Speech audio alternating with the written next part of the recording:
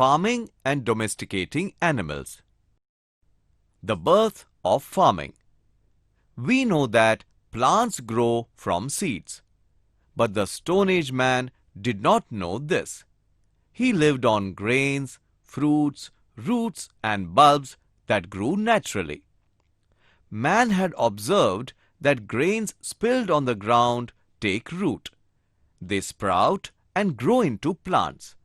They bear ears of corn. He had also observed that these things happen at a particular time or season of the year. He then started sowing grains. Farming. The slow learning process. Man learned things like plowing, sowing, reaping, but not all at once. It took him hundreds of years to learn all these things. Hundreds of generations of men went on farming. Man's knowledge of farming processes went on increasing. Farming. Farm work was very hard. Most of it was done by women.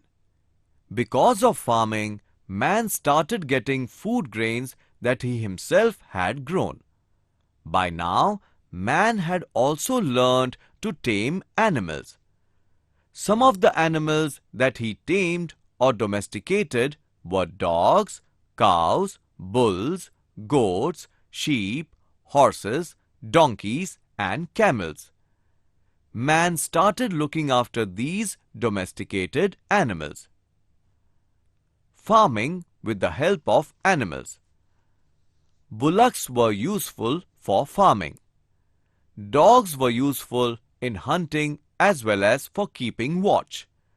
Man also ate the meat of some of the animals he kept.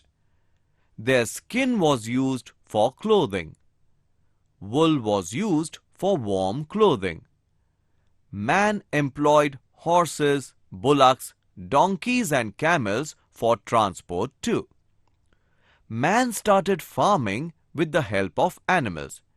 He could therefore bring more land under cultivation. He could raise crops on a large scale. Farming changes man's life.